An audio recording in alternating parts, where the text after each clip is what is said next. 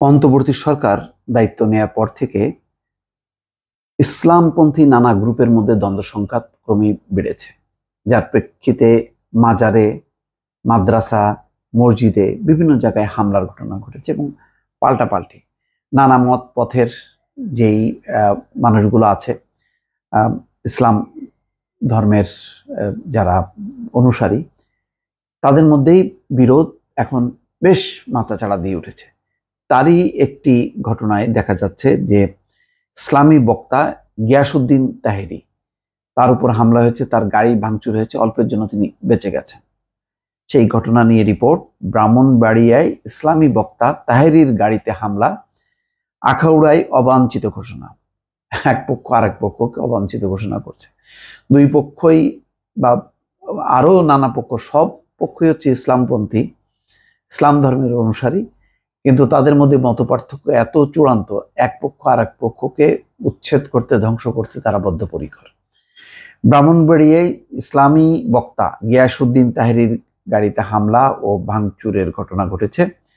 সোমবার বেলা 2:30টার দিকে জেলা শহরের টিএ রোড এলাকায় এই ঘটনা ঘটে। গিয়াসউদ্দিন তাহেরি জানান, ভারতে মহানবী হজরত মোহাম্মদকে নিয়ে কটূক্তির প্রতিবাদে সারা দেশে বিক্ষোভ হচ্ছে। আহলে সুন্নত ওয়াল জামাতের উদ্যোগে আজ বিকেল 5টায় ব্রাহ্মণবাড়িয়া প্রেস ক্লাবের সামনে বিক্ষোভ ও মানববন্ধনের কর্মসূচি আয়োজন করা হয়। পুলিশের পক্ষ থেকে অনুষ্ঠান নিয়ে নিরাপত্তার শঙ্কা রয়েছে বলে জানানো হয়। রাতেই আমরা কর্মসূচি স্থগিত করি। তিনি বলেন, আইনের প্রতি শ্রদ্ধাশীল হয় নেতৃবৃন্দকে নিয়ে বিষয়টি নতুন জেলা প্রশাসককে জানাতে গিয়েছিলাম। বেলা 2:30টার দিকে ফকিরাপুল অর্থাৎ ঘোড়াপট্টি সেতু থেকে কাউতলি যাওয়ার পথে টিএ রোডের জমিয়া ইসলামিয়া ইউনুসিয়া মাদ্রাসা বরাবর পৌঁছলে মাদ্রাসা ছাত্ররা গাড়িতে হামলা ও ভাঙচুর করে। তারা আমাকে গাড়ি থেকে বের করার চেষ্টা করেছিল। কোনো রকমে প্রাণ বাঁচিয়ে সেখান থেকে আমি চলে আসতে সক্ষম হয়েছি। গিয়াসউদ্দিন আরো বলেন, তাহেরি বিষয়টি সদর থানা পুলিশকে জানিয়েছি। পুলিশকে বলেছি রাস্তায় সিসিটিভি ক্যামেরা আছে, ফুটেজ দেখতে প্রকাশ্য দিবালোকে কারা হামলা করেছে বিষয়টি স্পষ্ট। আমি দ্রুতই অভিযোগ করব। মহানবীকে নিয়ে কটূক্তির প্রতিবাদে সারা দেশে প্রতিবাদ করে আসছে। প্রতিবাদ করা সবার দায়িত্ব। যারা আক্রমণ করেছে তারাও অংশ নিতে পারত, কিন্তু পূর্ব পরিকল্পিতভাবে এই হামলা চালানো হয়েছে। গতকাল রোববার থেকে তারা হামলা করবে বলে ফেসবুকে ছড়িয়েছে। ছবিও দেখা যাচ্ছে, যে সে গাড়ি ভাঙচুরের একটি ছবি।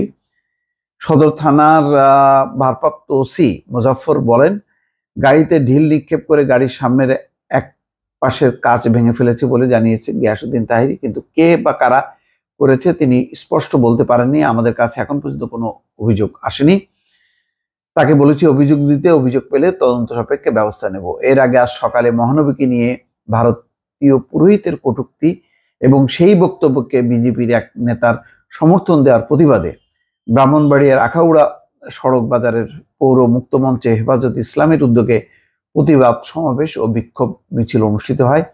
ওই কর্মসূচি থেকে গিয়াসউদ্দিন তাহেরি ও নাইম নামের একজন পীরকে অবাঞ্ছিত ঘোষণা করা হয়। দেখেন, হেফাজত ইসলামের প্রতিবাদ সমাবেশ, সেখান থেকে আবার ইসলামী বক্তা তাহেরি আর নাইম নামে একজন পীরকে অবাঞ্ছিত ঘোষণা করা, অথচ তারা হচ্ছে ইসলাম ধর্মের অনুসারী। এই কর্মসূচি উপলক্ষে সকালে আখাউড়ার বিভিন্ন এলাকায় বিক্ষোভ মিছিল এসে সড়ক বাজারে পৌর মুক্ত মঞ্চে জড়ো হয়। সেখানে হওয়া প্রতিবাদ সমাবেশ থেকে কটূক্তিকারীদের দৃষ্টান্তমূলক শাস্তি দাবি করা হয়। বিষয়টা কি দাঁড়াচ্ছে? মহানবীকে অবমাননাকর বক্তব্য ভারতে, তার প্রতিবাদে হেফাজতও করছে, ওই তাহেরিও করছে। তো তাদের মধ্যে তো সেটা ঐক্যবদ্ধ একটা থাকা দরকার ছিল, যে দুই পক্ষই যার যার মতন করে করে, তাহলে সংঘাত কেন?